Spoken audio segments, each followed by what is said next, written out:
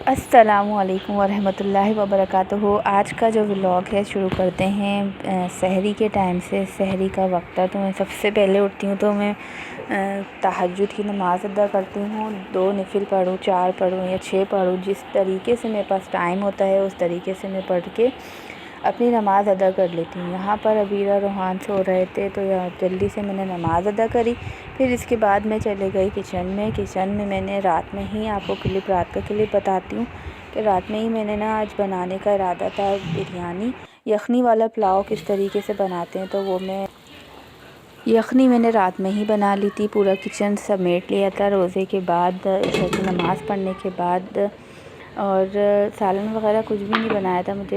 मैंने और हम लोगों ने डिसाइड कर लिया था कि रात में हम सहरी पे चावल ही खाएंगे, तो इसीलिए सारा जो मेरी कढ़ाई वगैरह भी थी ना वो भी मैंने भिगो दी थी धोने के लिए। छान लिया था सारा उसका ऑयल, तो बहुत ज़्यादा ही गंदी हो गई थी। तो यहाँ पर मैंने देखे टमाटर, हरी मिर्ची, प्याज, पुदीना वगैरह हर चीज़ करके रखी हुई। सहरी का टाइम शुरू हो गया था तो 4 बजे मैं उठी थी। 4 बजे उठने के बाद मैंने जल्दी से प्याज अपनी फ्राई करी। इसमें सारे खड़े गरम मसाले मैं शामिल करूँगी और तेज़पत्ता डालूँगी इसके अंदर, और इसको थोड़ा सा गोल्डन ब्राउन हो जाएगी ये।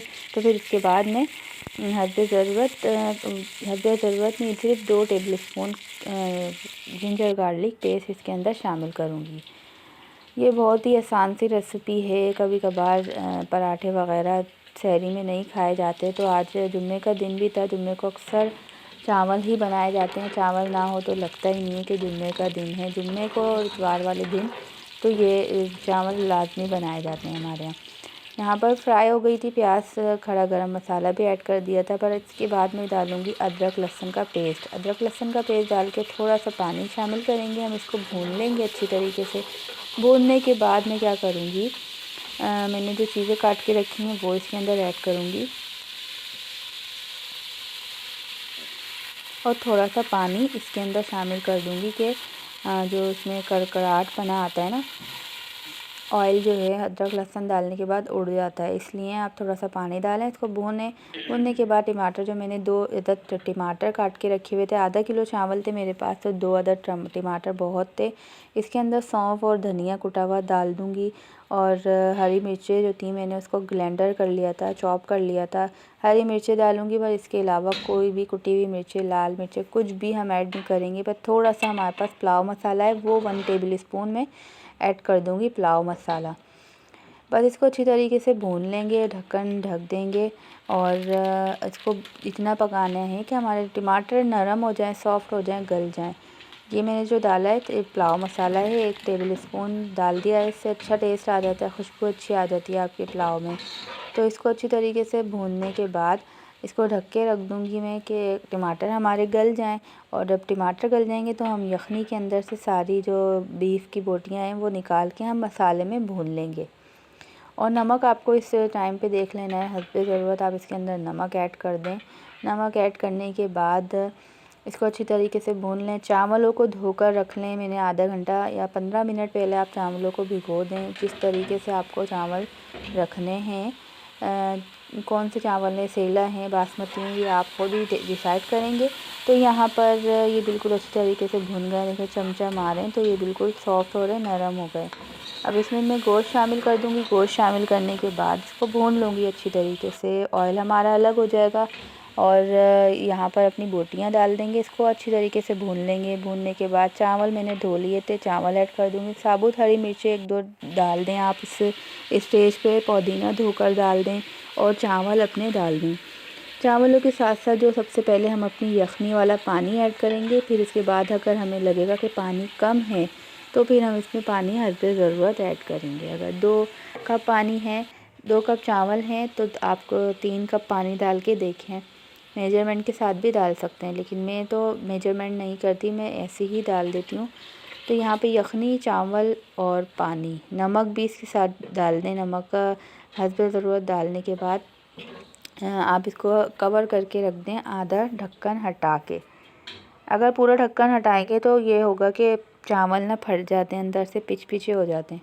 थोड़ा सा ढक्कन हटा कर रखेंगे कि इसकी भाप निकले और हमारे जो चावलों में उबाल आना शुरू हो जाएगी। यहाँ पर देखें सहरी का टाइम जो है ना वो जल्दी से जा रहा था।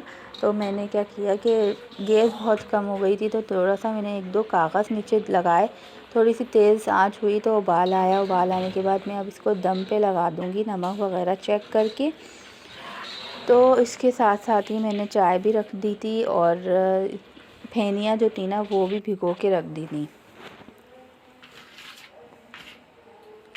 तवा रख देंगे, तवे पे हम इसको दम लगा देंगे, नीचे से चावल हमारा लगे ना, तो इसलिए मैं तवा रख दूँगी। यहाँ पर मैंने फेनियों में चीनी डाल दी है 2 चमचे और दूध ऐड कर दिया है। इसको भिगो देंगे अच्छी तरीके से, 5 मिनट नहीं लगते, ये भीग कर बिल्कुल अच्छे से सॉफ्ट हो जाती हैं।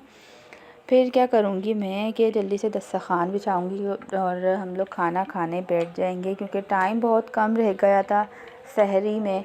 और सहरी में तो आपको पता है कि बहुत से प्रॉब्लम्स होती हैं, गैस कम हो जाती है और जो घड़ी है ना वो बहुत जल्दी भागती है।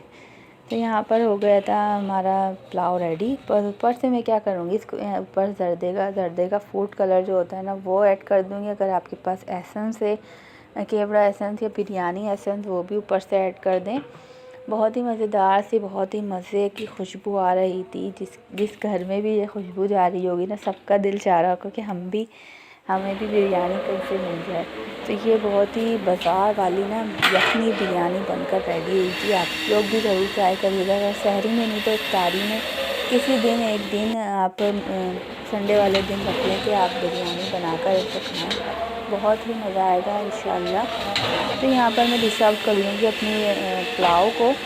पुलाव बहुत ही खुशबूदार, बहुत ही मज़ेदार सा बना था। चावल भी मेरे पास जो थे ना वो 300 रुपीज़ वाले चावल थे, बिल्कुल लंबा चावल हो जाता है ये। अब इंशाल्लाह बनाऊँगी तो मैं इंशाल्लाह आपके साथ शेयर करूँगी तय वाली बिरयानी की रेसिपी।